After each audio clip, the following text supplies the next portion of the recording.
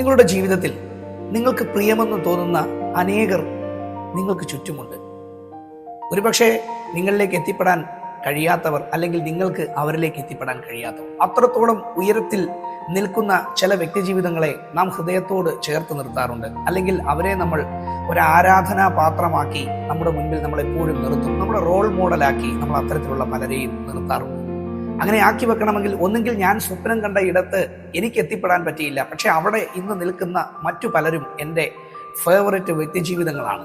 അവരെ ഒന്ന് കാണുവാൻ, അല്ലെങ്കിൽ അവരോടൊപ്പം ഒന്ന് നിൽക്കുവാൻ ഒക്കെ നമ്മൾ ആഗ്രഹിച്ച് ഒന്ന് സംസാരിക്കുവാൻ നമ്മൾ തിക്കോ തിരക്കോ ഒന്നും കാര്യമാക്കാതെ നാം അവിടേക്ക് കടന്നു പോകുകയും സ്വാഭാവികമാണ്. പക്ഷെ അവരിൽ നിന്നൊന്നും വേണ്ടത്ര നന്മയോ ഇൻസ്ട്രക്ഷനോ അല്ലെങ്കിൽ നമ്മുടെ ജീവിതത്തിൽ മറ്റു പല രീതിയിലുള്ള യാതൊരു കാര്യങ്ങളും നമ്മിലേക്ക് എത്തുന്നില്ല. നിന്റെ സമയം ഒരുപാട് നീ അവരോടൊപ്പം ചിലവഴിക്കാൻ ആഗ്രഹിക്കുന്നു.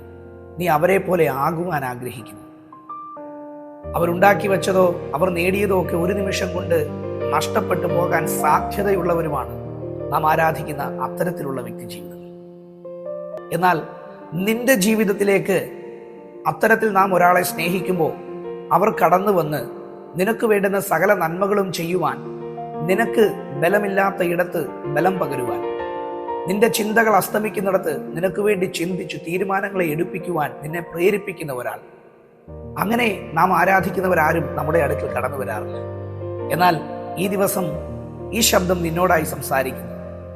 മറ്റുള്ളവരെ നീ ആരാധനാ പാത്രമാക്കി വെക്കുമ്പോൾ, നിന്റെ ജീവിതത്തിൽ നീ അവരെ പോലെ ആകുവാൻ വ്യാകുലപ്പെട്ട് ഓടി നടക്കുമ്പോൾ, ഇന്നുവരെയും അതിന് സാധിച്ചില്ലെങ്കിൽ, നിന്നിലെ നിന്റെ കഴിവുകളെ, നിന്നിലെ നിന്റെ ശ്രേഷ്ഠതയെ മറ്റുള്ളവരിലേക്ക് എത്തിക്കുവാൻ തക്കവണ്ണം നിന്റെ കൂടെയുള്ള ഒരുവൻ നിന്റെ കരം പിടിക്കുന്നുവെങ്കിൽ നിന്റെ ജീവിതം മാറ്റപ്പെടുക തന്നെ ചെയ്യും. അത് നീ ആരാധിക്കുന്ന ആരാധനാ പാത്രങ്ങൾക്ക് ഒരുപക്ഷെ നിന്നെ അങ്ങനെ ആക്കി തീർക്കുവാൻ സാധിച്ചില്ലെന്ന് വരും.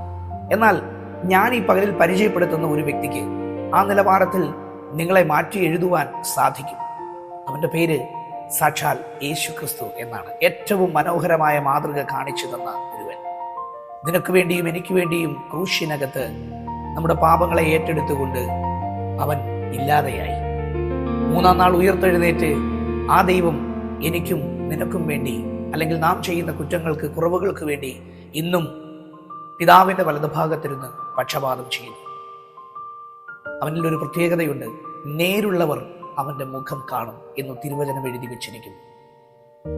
നിന്റെ ആരാധനാപാത്രങ്ങളെയൊക്കെ ഒന്ന് മാറ്റിവെച്ച് നിന്റെ ജീവിതത്തെ നീ ആഗ്രഹിക്കുന്നതിലും അപ്പുറത്തെ ഉന്നതിയിൽ എത്തിപ്പാൻ തക്കവണ്ണം സർവശക്തനായ അവന്റെ കരത്തിലേക്ക് നീ നിന്നെ തന്നെ ഏൽപ്പിച്ചു കൊടുത്ത്, നിന്റെ സമയവും നിന്റെ അധ്വാനവും ഒക്കെ അവനിലേക്ക് ഏൽപ്പിച്ചു കൊടുത്തുകൊണ്ട് പുതിയൊരു ദിവസത്തെ നീ തുടങ്ങുന്നുവെങ്കിൽ നിന്റെ ജീവിതത്തിൽ ഇന്നോളം കണ്ടിട്ടില്ലാത്ത നന്മകൾ, ഒരുപക്ഷെ നീ ആരാധിക്കുന്ന ആരാധനാ പാത്രങ്ങളെക്കാൾ ഉയരത്തിൽ നിന്നെ എത്തിക്കുവാൻ ആ ദൈവത്തിന് സാധിക്കും. ഒന്ന് ഏൽപ്പിച്ചു കൊടുക്കും. ജീവിതം മാറും, നിന്റെ സാഹചര്യങ്ങൾ മാറും.